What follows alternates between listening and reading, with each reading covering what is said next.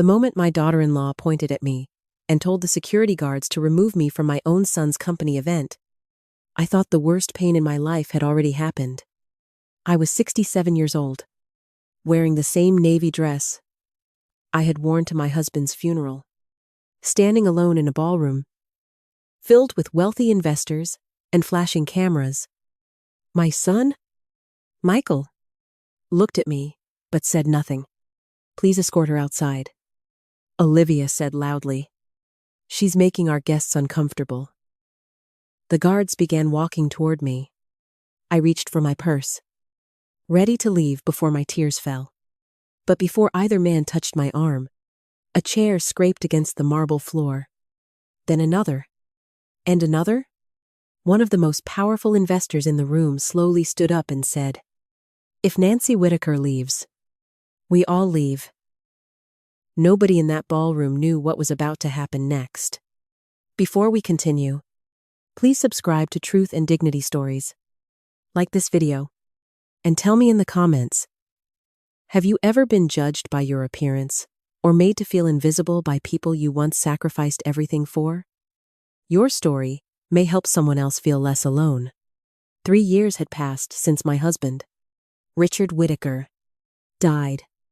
And still, every morning, my hand reached toward the other side of the bed before my mind caught up with the truth. For 42 years, Richard had been the first person I saw each morning. He had a quiet way of beginning the day. He would hum while making coffee, usually the same old tune he never knew the words to.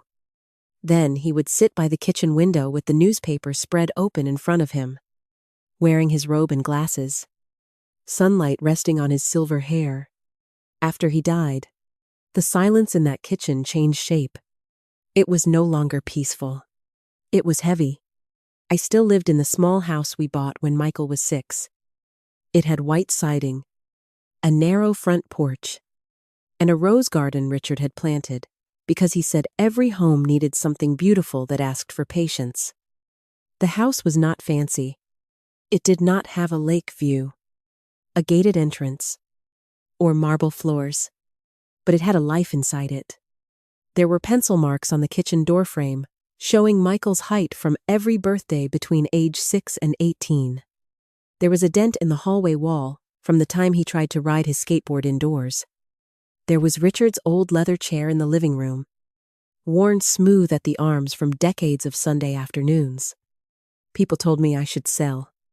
Even Michael had said it more than once. "Mom, the house is too much for you now. You could move into a nice condo downtown, somewhere easier." He always said it gently, as though he were being practical, and perhaps he believed he was. But that house was not too much for me. It was the place where Richard and I had built a marriage, raised a child, survived bad years, celebrated good ones, and learned that love was less about grand promises than it was about showing up every day. After Richard died, Michael visited every Sunday for a while. At first, he came alone. He would bring pastries from a bakery near his office, sit at the kitchen table, and ask whether I was sleeping enough. Sometimes, he helped me carry groceries inside. Sometimes, he just sat there quietly while I talked about his father. Then Olivia began coming with him. She was always polished. Her hair was perfect. Her clothes seemed to belong to another world. All silk blouses, slim watches, and shoes too beautiful for my old hardwood floors. She brought expensive flowers and bottles of wine I never drank. She was pleasant, but she never quite relaxed. Her eyes drifted around the house, as though she were evaluating it. Michael talked about business. Olivia talked about investors, events, expansion, image, press coverage, and something called brand positioning. I listened. I smiled. I tried to be happy for them. Whitaker Living was doing well. Better than well. Really. The little furniture company Richard and I had built in our garage had become one of the most respected interior design and custom furnishing companies in the Pacific Northwest. Michael had taken what we started and expanded it into something larger than Richard and I could have imagined. That was supposed to make me proud. And it did. But pride can sit beside loneliness. The two feelings do not cancel each other out. Slowly, Sunday visits became monthly dinners. Monthly dinners became rushed phone calls. Then the calls became shorter. "I'm sorry. Mom, things are crazy at the office. We have investors flying in. Olivia and I are traveling next week. I'll call you soon." Soon became later. Later became never. I tried not to complain. Richard and I had worked long hours when Michael was young. We understood what it meant to build something. We knew that success demanded sacrifice. But there is a difference between being busy and forgetting. Most mornings, I watered the roses. I volunteered twice a month at the library. I attended church. I baked pies and gave half of them to neighbors, because I could not bear to eat an entire pie by myself. The worst time of day was dinner.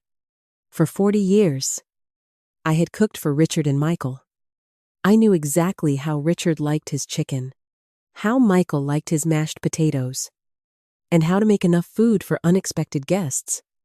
Now I made soup for one. One night, without thinking, I placed 2 plates on the table. One for me, one for Richard.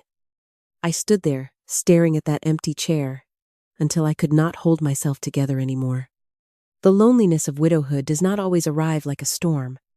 Sometimes, it arrives as an extra plate. Several months after Richard's funeral, Olivia invited me to lunch at an expensive restaurant downtown. She arrived 20 minutes late, apologizing without really looking up from her phone. During lunch, she spoke almost entirely about Whitaker Living. "The company has changed so much," she said. "It's becoming more refined, more current." "I'm glad," I told her. She stirred her coffee slowly. "There are so many opportunities now. Luxury projects, new partnerships, a younger audience. We have to think about the future." I nodded, still unsure why she had asked me there. Then she smiled in that careful way of hers and said, "Sometimes a company has to let go of the past to move forward." The sentence sounded harmless, but I felt it settle somewhere deep inside me. She was not talking about furniture. She was talking about people. After that lunch, I began noticing things I had tried not to see before. The company website no longer included my name in its history section. Richard was mentioned, but only briefly. Michael was described as the visionary behind Whitaker Living's success. Olivia appeared in photographs from charity galas and showroom openings, usually beside Michael, smiling beneath bright lights. Old pictures from the garage years were gone. The original company story had been polished until it barely resembled the truth. Sometimes I looked at those glossy articles and wondered if I had imagined my own life. But I had not. Whitaker Living had begun in a garage that smelled like sawdust, motor oil, and cheap paint. Richard and I were 24 when we took the risk. He worked at a furniture factory outside Seattle. I worked as a bookkeeper during the day and drew furniture designs at night after Michael had gone to sleep. We had no investors, no public relations team, no wealthy friends. We had one old truck, borrowed money, and a belief that hard work could become something more. Richard bought used woodworking machines from a factory that had closed. Half of them broke down in the first month. I handled invoices, supplier calls, and customers who wanted to negotiate every penny. At night, Richard came home with splinters in his hands and exhaustion in his eyes. I would make coffee, spread papers across the kitchen table, and we would work until 2 in the morning. There were months we could barely pay the mortgage. Months we fought because stress made us tired and scared. Months I thought we had made a terrible mistake. But Richard never stopped believing. One night, after a customer canceled an order that we desperately needed, I found him sitting alone in the garage with his head in his hands. "I don't know if I can keep asking you to do this," he said. I sat beside him on the cold concrete floor. "You're not asking me," I told him. "We're doing it together." He looked at me for a long time. Then he smiled. That was Richard. Even in the worst moments, he could still find a reason to believe tomorrow might be kinder. Our first large order came from a small hotel that needed 30 custom bedroom sets. We celebrated by buying one pizza and cutting it into tiny slices so it would feel like more. Later came restaurants, office buildings, high-end homes, boutique hotels. Little by little, Whitaker Living grew. Most people thought Richard had built it alone because he was the face of the business. He was charming. He could speak to anyone. Clients trusted him immediately. But I handled the numbers. I negotiated supplier contracts. I designed several of our first best-selling collections. I stayed up at night correcting payroll mistakes, calling late-paying clients, and finding ways to keep us from drowning. Richard never forgot that. Whenever someone praised him, he would smile and say, "Nancy is the real brain of this company." I always rolled my eyes. But those words mattered. Michael grew up inside that business. He did homework in the corner of the garage, while Richard worked. He fell asleep under a workbench more than once. By the time he was 10, he could tell oak from walnut and knew not to touch any tool without asking first. When he grew older, he studied marketing in college and came back with ideas Richard and I never would have considered: online sales, modern showrooms, national partnerships. Richard was proud. "Our son is going to take this company further than we ever could," he told me once. He was right. Then Richard got sick. At first, we believed it was stress.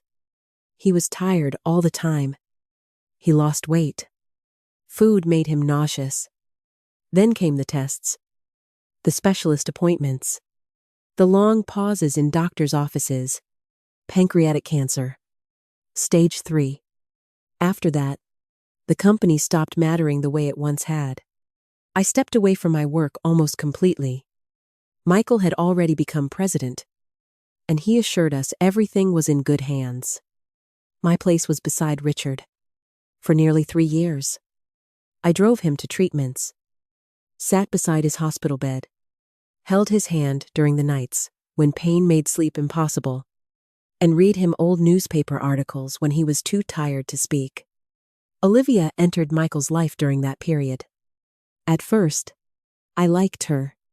She was smart, ambitious, and confident. Richard admired her energy. She talked about bringing the company into a more modern era.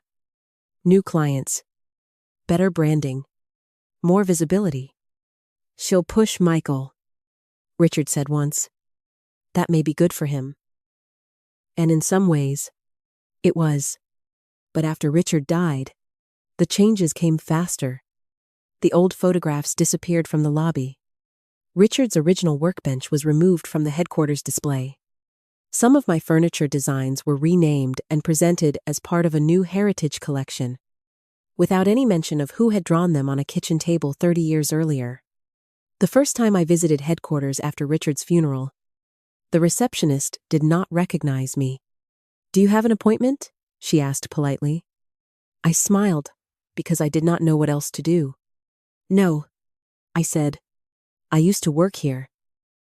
While I waited for Michael, I walked through the lobby. The wall that once held pictures of Richard and me in the garage now displayed awards, magazine covers, and photographs of Michael and Olivia at events. There was one small picture of Richard. There was nothing of me. Not my name. Not my face. Not one line about the woman who had helped build the company from the beginning. Later, I mentioned it to Michael. "Mom, we're updating everything," he said. "It's just marketing." Marketing. That word hurt because sacrifice should not be marketing. Family should not be marketing. A few months later, I found one of Richard's old journals in the attic. Between notes about suppliers and sketches for furniture, I found a sentence he had written in dark blue ink. Never allow success to erase the people who carried you when you had nothing. I read it several times. Then I cried. Not because I wanted credit. I wanted to be remembered. One rainy Tuesday in early October, my phone rang while I was trimming rose bushes in the backyard. When I saw Michael's name on the screen, my heart lifted in the foolish, hopeful way only a mother's heart can. "Mom," he said, "are you busy?" I smiled. "No, sweetheart. I'm not busy. We're having a major company event next month. The Harbor Point project launch. It's the biggest project Whitaker Living has ever done." "That sounds wonderful. There will be investors, media, developers. Everyone important will be there." I heard papers moving on his end of the call. Then his voice softened. "I want you to come." For a moment, I could not speak. After months of missed calls and canceled dinners, my son wanted me at the most important night of his career. "Are you sure?" I finally asked. "Of course. Mom, you should see what we've built." After we ended the call, I sat at the kitchen table for almost an hour. Hope can enter a lonely house very quickly. That afternoon, I took Richard's photograph from the mantel and held it against my chest. "He invited me," I whispered. For the next few weeks, I let myself imagine that maybe things were changing. Maybe Michael was beginning to remember. Maybe this event would not be about business at all. Maybe it would be about family. I began preparing carefully. I found old photographs of Richard and me in the attic. I chose one that showed him standing beside our first delivery truck, his arm around my shoulder, both of us younger than I could remember being.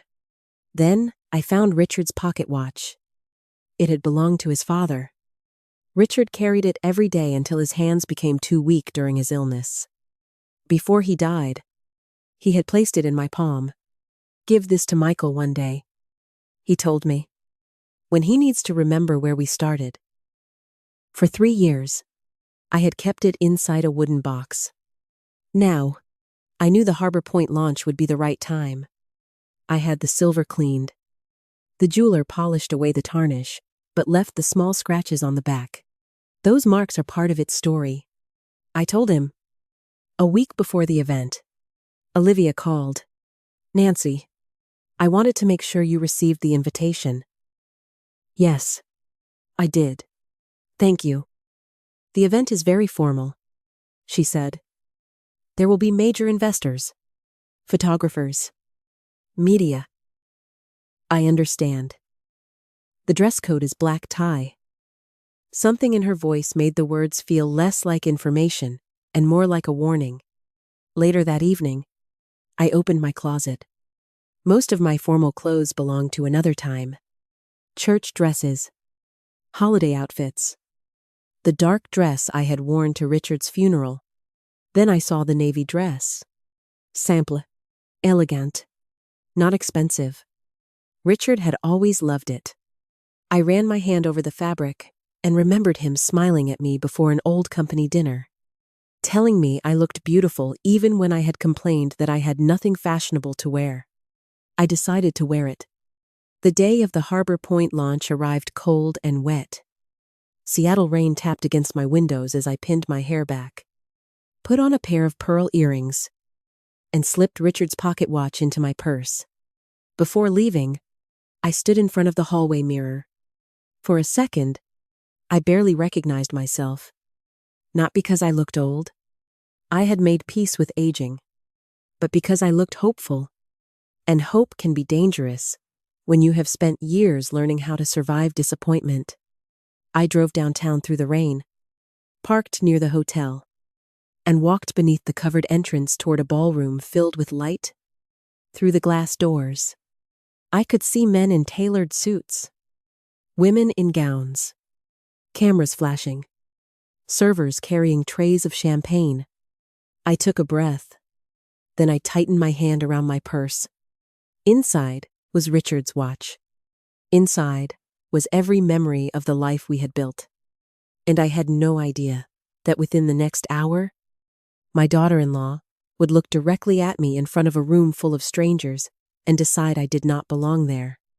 The Harbor Point launch was being held at the Grand Meridian Hotel, one of those places built to make ordinary people feel as though they had entered someone else's life.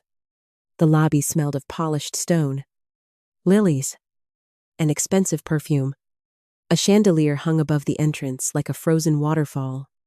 Men in dark suits moved through the crowd with glasses in their hands, speaking in quiet voices about investments, partnerships, and numbers so large I could not imagine them belonging to the company.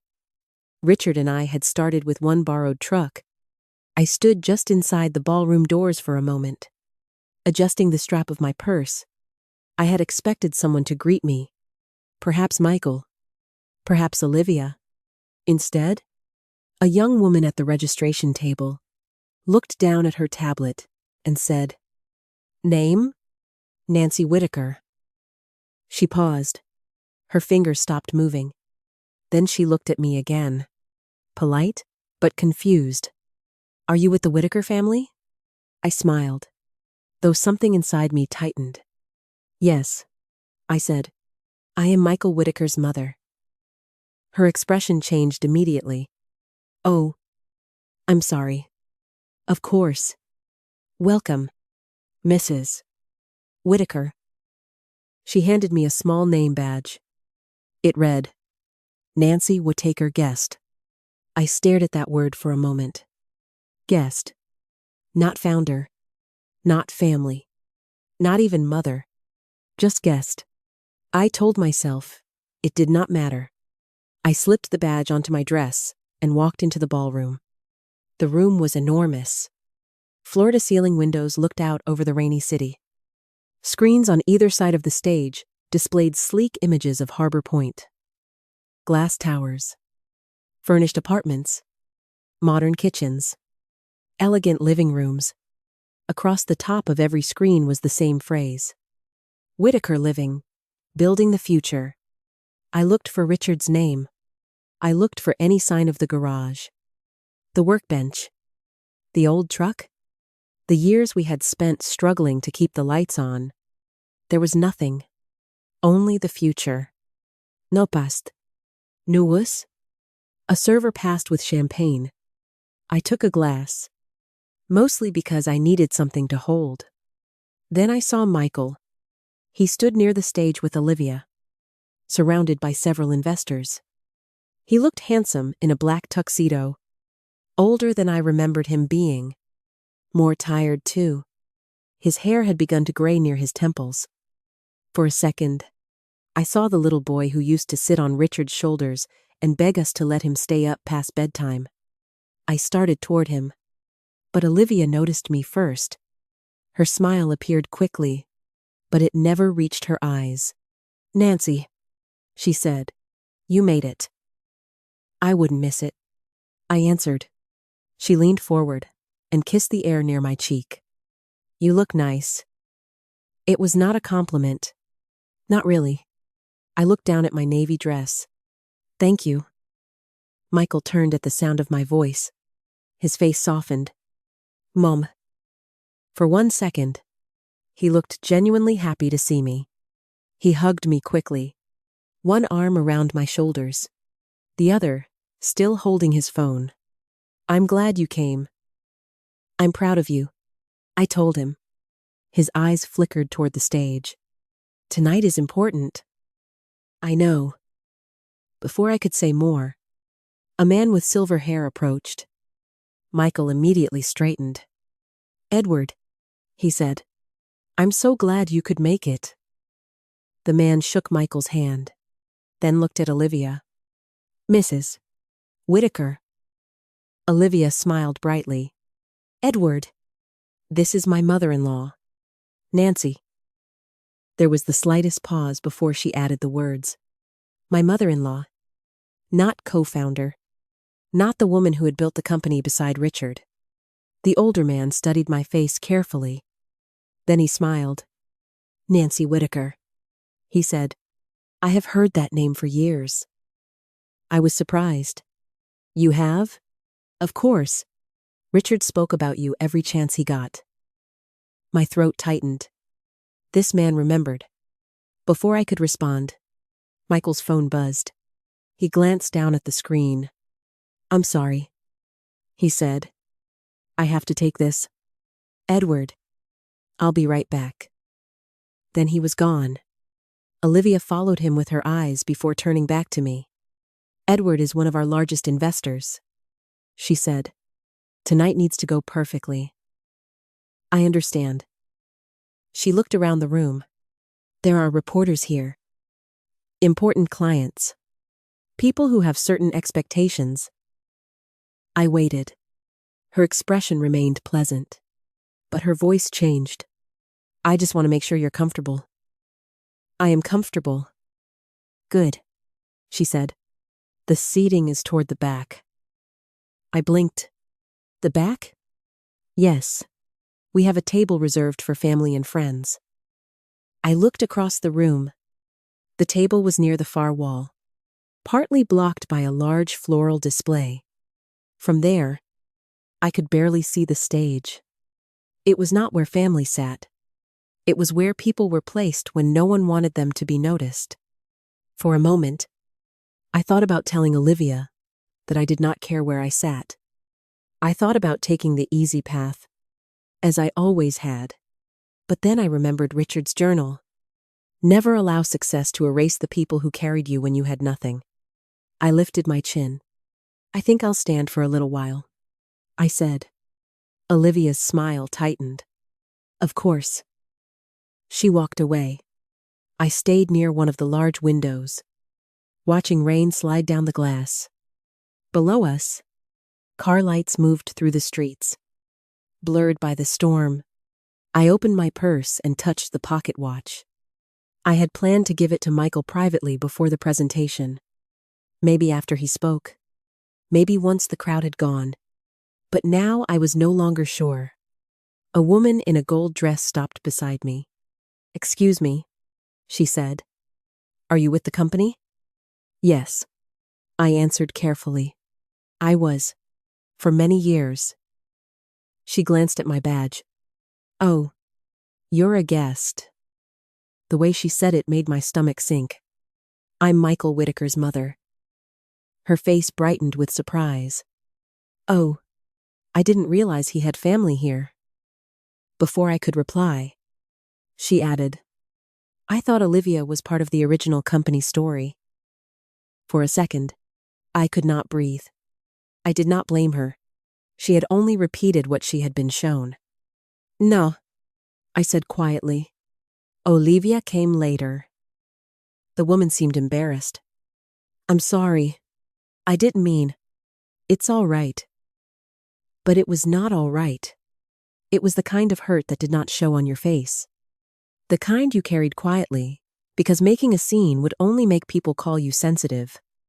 A few minutes later, music began playing through the ballroom speakers.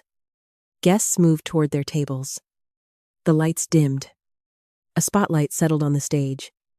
Michael walked up to the microphone. The room applauded. I felt pride rise in me despite everything. That was my son. He stood tall beneath the lights. Confident and polished. He thanked the investors, the designers, the development partners, and the executive team. He spoke about vision, growth, innovation, and Harbor Point becoming the most ambitious project in Whitaker Living's history. Then the screen behind him changed. A video began. It showed Michael in a modern showroom, Olivia speaking at an event, employees walking through bright offices, images of luxury furniture, famous clients, and new buildings appeared one after another. The narration spoke about the bold leadership that transformed Whitaker Living from a regional operation into a national name. There was a photograph of Richard. Only one. His name appeared on the screen for less than 3 seconds. Mine did not appear at all. Not once. I stood in that ballroom with Richard's pocket watch in my purse and felt myself disappearing in real time. The applause was loud when the video ended. Michael smiled. Olivia looked pleased. And I understood something painful. This was not an accident. You do not accidentally remove someone from every picture. Every story. Every memory. You choose it.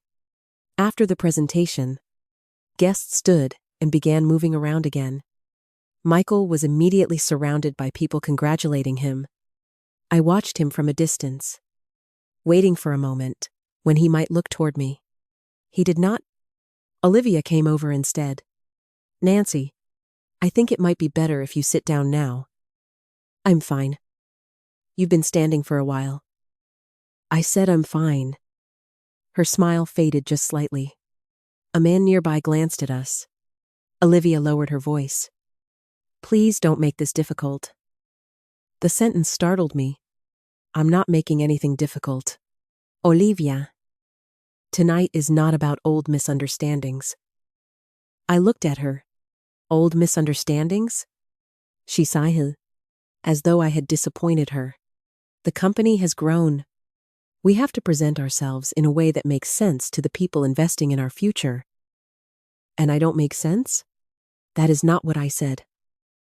But it is what you meant. Her eyes hardened. You are taking this personally.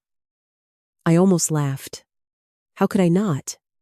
My husband's work had been turned into a decoration. My contribution had been erased. My son had invited me into a room full of people and left me standing there like someone who had wandered in by mistake. Still, I kept my voice low. I came here because Michael asked me to. And you are here? She said.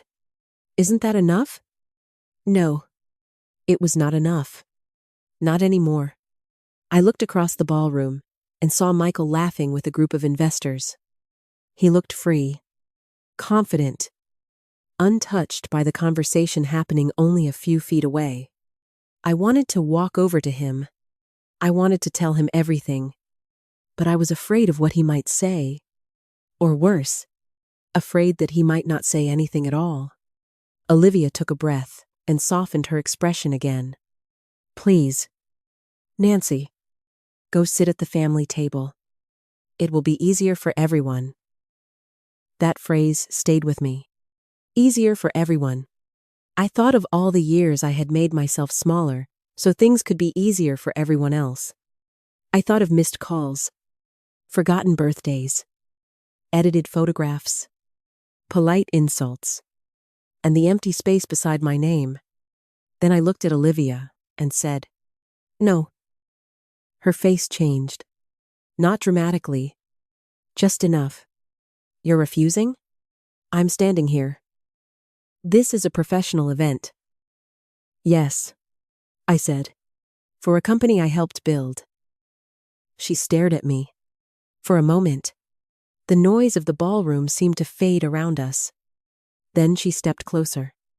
You may have helped Richard when things were small, she said quietly. But that was a long time ago. Michael is the one running this company now. Her words struck with more force than if she had shouted them. I held my purse against my side. You think I don't know that? I think, Olivia said, that you need to understand your place. My place. I looked past her toward the stage. On the screen behind the podium, the words still glowed. Building the future. Perhaps that was the problem. They wanted a future with no room for the people who had built the foundation. I reached into my purse and took out the pocket watch. It caught the ballroom light. Silver and worn. Beautiful in its age. I brought this for Michael. I said. His father wanted him to have it. Olivia looked at it for only a second. Then she said, This isn't the time. It is exactly the time. No. Nancy, it is not. Her voice was sharper now. A few guests nearby turned their heads. Michael finally looked over. He saw us. For one hopeful second, I thought he was coming, but someone caught his arm and began speaking to him.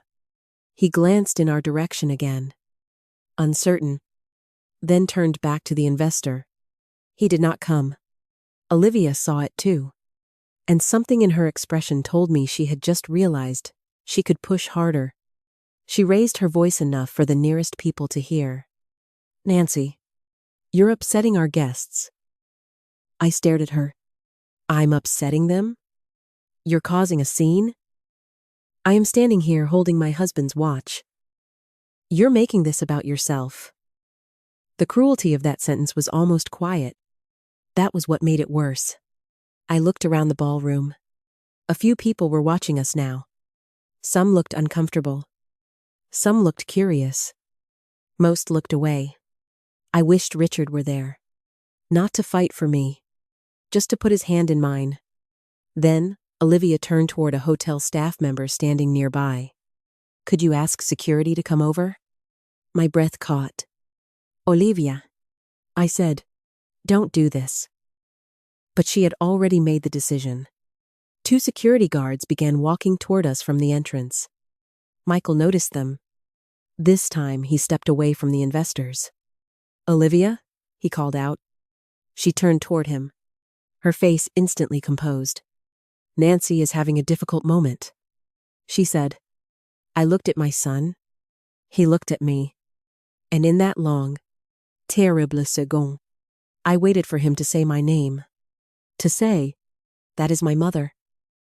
To say, "What is happening?" To say anything at all. But he hesitated. The guards came closer, and I realized that silence can betray you just as deeply as words. The security guards stopped a few feet away from me. Neither of them touched me.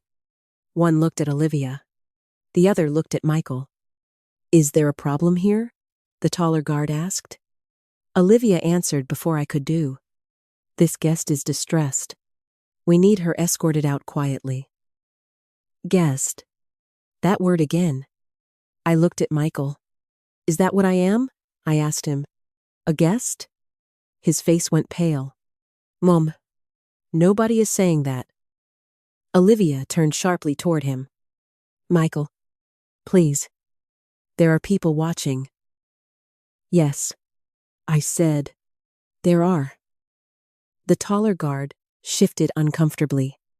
He had probably handled drunken arguments, wedding fights, business disputes. But this was different. This was a son standing between his mother and the woman asking strangers to remove her. Then a chair scraped across the marble floor. The sound was small, but it cut through the ballroom. I turned. Edward Sullivan had risen from his table. He was not smiling anymore. He set his champagne glass down and looked directly at the security guards. "No one is escorting Nancy Whitaker anywhere," he said. Olivia's face lost color. "Mr. Sullivan, I'm sure this is just a misunderstanding." Edward did not look at her. He looked at me. Then he looked at the room full of investors, reporters, executives, and guests. "If Nancy Whitaker leaves," he said, raising his voice just enough to carry, "my firm leaves with her." For a moment, nobody moved. Then Margaret Ellis, a woman I recognized from old supplier meetings, stood beside him. "So does ours," she said. A third person rose. Then a fourth. The ballroom changed. A few minutes earlier, I had been an elderly woman in an old navy dress. Someone Olivia believed could be quietly pushed out before the cameras noticed. Now the most important people in the room were looking at me as if they had been waiting for someone to say my name. Michael stared at Edward. "Edward, what is this?" Edward's expression was not cruel. It was disappointed. "This," he said, "is the moment I find out whether I invested in a company with values or merely a company with good lighting." No one spoke. Olivia's hands were clenched at her sides. "I didn't know who she was," she said quietly. Edward finally turned to face her. "You didn't know who Nancy Whitaker was?" Olivia swallowed. I knew she was Michael's mother. I meant I didn't understand her role in the company. The silence afterward was worse than shouting. Edward took one slow step forward. Nancy Whitaker did not have a role in Whitaker Living, he said. She was one of its founders. I felt my eyes fill. Not because the room had suddenly seen me, but because someone had said the truth out loud. Edward continued. My first business with Richard Whitaker was 31 years ago. I owned a small hotel group at the time. We needed custom furnishings for 3 properties. And Richard came to my office with a folder full of designs. He looked at me. Your designs. I remembered that meeting. Richard had been nervous. I had worn a gray suit I bought on sale and spent 3 nights correcting our pricing proposal. Edward had been younger then, with dark hair and an impatient way of asking questions. He had asked Richard who created the room layouts. Richard had pointed at me. My wife, he said. She sees spaces differently than I do. Edward smiled softly. I remember Nancy telling me the hotel rooms needed to feel elegant without making ordinary travelers feel unwelcome. That was the first Whitaker Living principle I ever heard. His eyes shifted back to the large screen behind the stage. And tonight, I watched a company presentation erase the woman who wrote that principle. Michael looked toward the screen. For the first time, I saw it land on him. The absence. The omission. The damage that had been done so gradually that he had allowed himself not to see it. Olivia tried to speak again. The company was trying to modernize its history. Margaret Ellis let out a slow breath. Modernize? She said. You mean remove the inconvenient parts? Olivia looked at Michael, but he did not defend her. He was staring at me. I had waited years for my son to look at me like that. Not with pity. Not with obligation. With recognition. Edward nodded toward the security guards. Gentlemen, I believe you can return to your posts. Mrs. Whitaker is not the problem in this room. The guards stepped back immediately. The taller one gave me a brief, respectful nod before walking away. It should not have felt like a victory to remain standing at my own son's event. But it did. My knees were shaking. I held Richard's pocket watch tightly, trying to remember how to breathe. Michael came toward me at last. Mom, he said. I took one step back, not because I did not love him, because I needed him to understand that love did not mean I would keep accepting whatever pain he gave me. You watched them come for me, I said. His eyes filled. I didn't know what was happening. You knew enough to hesitate. He looked down. That was the first honest thing he had done all night. Olivia stepped forward, her voice trembling now. I thought I was protecting the company. I looked at her. No, I said quietly. You were protecting an image? She began to cry, but I did not feel satisfaction. I felt tired. There is no joy in seeing someone understand the harm they caused after it is too late to undo it. Michael looked at Edward. What do we do now? Edward did not answer immediately. Instead, he glanced toward a man standing near the back of the room. He was in his 70s. Wearing a dark suit and holding a leather briefcase. James, Edward said. Please come forward. The man approached slowly. I recognized him before he reached us. James Holloway, Richard's old attorney. I had not seen him in almost 2 years. Mrs. Whitaker, he said gently. James. Michael looked confused. What is he doing here? James opened his briefcase. I was invited by Mr. Sullivan after he asked me to review certain founder documents before tonight's investment vote. Olivia's tears stopped. Her face tightened. What founder documents? James removed a thin folder and held it carefully in both hands. Documents your father insisted on creating when Whitaker Living Incorporated, he said to Michael. Most companies have bylaws. Your parents also had a founder protection agreement. Michael frowned. I've never heard of that. You were young when it was drafted, James said. Later, your father chose not to make it a central part of daily operations. He believed family trust would be enough. I closed my eyes briefly.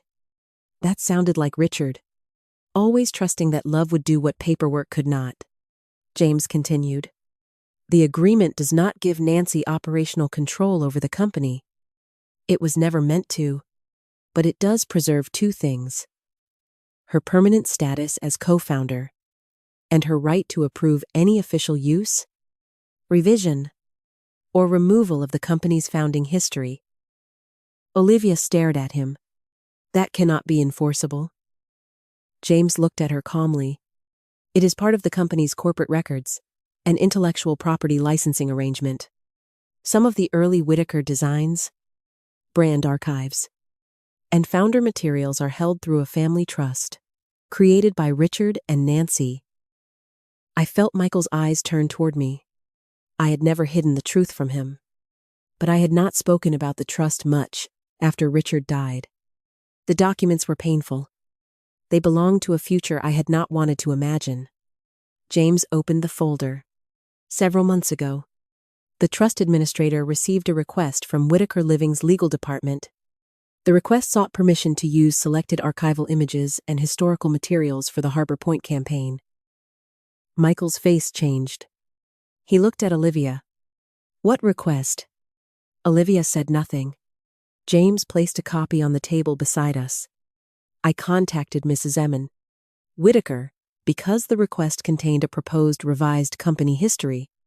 It removed her name from the founding narrative and described Richard as the sole original founder. The room went completely still. My hands felt cold. I looked at the paper. There it was, in clean, professional language. A polished version of my erasure. James continued. Mrs. Whitaker did not approve it. Michael turned toward me. Mom, why didn't you tell me? I looked at him for a long moment. Because I kept hoping you would notice without me having to beg you to remember. That sentence broke something in his face. Olivia looked at the floor. I was trying to simplify the messaging. She whispered. No, Michael said. His voice was quiet, but it carried across the ballroom. Olivia looked up. He stared at the document in front of him. You were trying to remove my mother? I thought it would make the company's story clearer. It made it false. For the first time that night, Michael did not sound confused. He sounded awake. James reached into his briefcase again. There is one more matter, he said. He looked at me. Richard left a letter to be delivered if there was ever a serious dispute involving the founder agreement. My breath caught. I had known Richard kept letters. He wrote them during his illness when speaking became hard. I had read letters meant for Michael's birthday. Letters meant for me. Letters about things as simple as what roses to plant in spring. But I had not known about this one. James handed me a sealed envelope. My name was written across the front in Richard's handwriting. Nancy. Just that. My fingers trembled as I opened it. The paper inside was folded twice. For a few seconds, I could not read. Then I did. My dear Nancy, if you are reading this, it means the thing I feared most has happened. Not that the company failed. Companies can be rebuilt. Not that money was lost. Money can be earned again. It means someone forgot that you were there from the beginning. I know you. You will try to make peace. You will tell yourself that being remembered should not matter. But it matters. Because truth matters. You helped me build every part of this life. You carried our family when I was afraid, when I was sick, and when I could not carry myself. Do not let anyone call you difficult for asking to be treated honestly. And if Michael has lost his way, do not punish him with silence. Tell him the truth. Let him choose what kind of man he wants to become. I love you. I always will. Richard. By the time I finished, I could barely see through my tears. Michael stepped closer. "Can I?" he asked. I handed him the letter. He read it slowly. No one in the ballroom spoke. Even Olivia remained still. When Michael finished, he pressed the paper against his chest and closed his eyes. Then he looked at me. "I'm sorry," he said. It was not enough. But it was the first apology that did not sound like a strategy. "I should have asked why the history changed," he continued. "I should have noticed what was missing. I should have protected you." I wiped my face. "Yes," I said. "You should have." He nodded. "I know."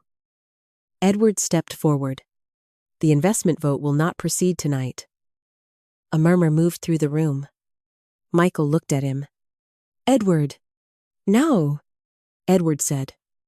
"Not until the board reviews the campaign materials, the founder records, and the decision-making process that allowed this to happen."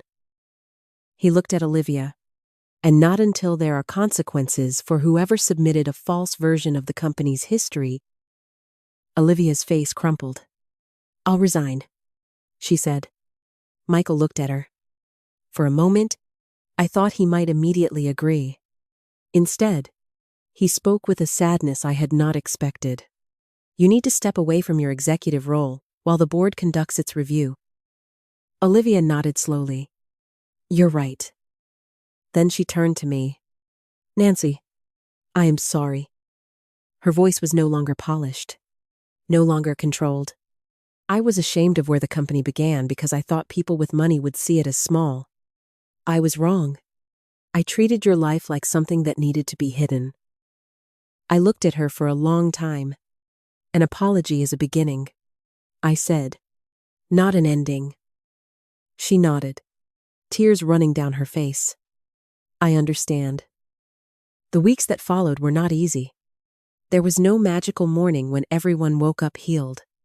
The Harbor Point launch was postponed. The board hired an independent firm to review the company's communications process and the founder history changes. Olivia stepped down as chief brand officer while the review took place. The board did not destroy her. They held her accountable. That mattered to me. She lost her title, her authority over the company's public narrative, and the trust she had taken for granted. But she was given the chance to learn what accountability looked like without pretending she had done no harm. Michael made changes too. He asked the board to create a permanent founder recognition policy. The company restored the original photographs. They brought Richard's workbench back into the headquarters lobby. They added the story of the garage, the old truck, the hotel order, and the woman who had drawn designs on the kitchen table after putting her son to bed. They added my name, not as decoration, as truth. Michael asked if I would return to the company. I said no, at least not in the way he meant. "I don't want an office," I told him. "I don't want a title you give me because you feel guilty." His eyes filled. "What do you want?" I thought about it. "I want to be your mother," I said. "And I want you to remember that being my son is more important than impressing people who may not even know your heart." He nodded. So we began slowly. Sunday, lunches returned. Not every week at first. Trust does not return on a schedule. But Michael started calling without needing a reason. Sometimes he came by after work and helped me carry groceries. Sometimes we sat in Richard's old chair and talked about nothing important. And sometimes, when the conversation grew quiet, he said, "Tell me another story about Dad." The first time he asked, I cried. Not because I was sad, because I knew he was finally listening. Months later, the company held a smaller event at the headquarters. No cameras, no champagne towers, no dramatic presentation about the future. Just employees, longtime clients, and a new plaque in the lobby beneath a photograph of Richard and me standing in the garage. It read, "Whitaker Living was founded by Richard and Nancy Whitaker. who built the company on craftsmanship, honesty, and respect for the people who make a house feel like home. Michael asked me to stand beside him when it was unveiled. I almost said no. Then I saw the old workbench behind the plaque. Richard's workbench. The one that had been removed because it did not fit the modern image. I touched the worn edge of the wood and smiled. It fit perfectly. That evening, I went home and placed Richard's pocket watch on the kitchen table. For the first time in years, I did not feel like I was living in a house full of ghosts. I felt like I was living in a home that had survived. I made tea for myself and sat by the window where Richard used to read the newspaper. Outside, the roses were beginning to bloom again, and I finally understood something I wish I had known sooner. Dignity is not demanding to be treated like a queen. It is refusing to accept being treated like you never mattered. I could forgive Michael because he chose to face the truth. I could leave the door open for Olivia because she accepted consequences instead of excuses. But I would never again make myself smaller so someone else could feel larger. That was the boundary I carried forward. That was the gift Richard had left me.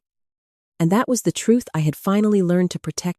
If Nancy's story touched your heart, please like this video, subscribe to Truth and Dignity Stories, and share your thoughts in the comments.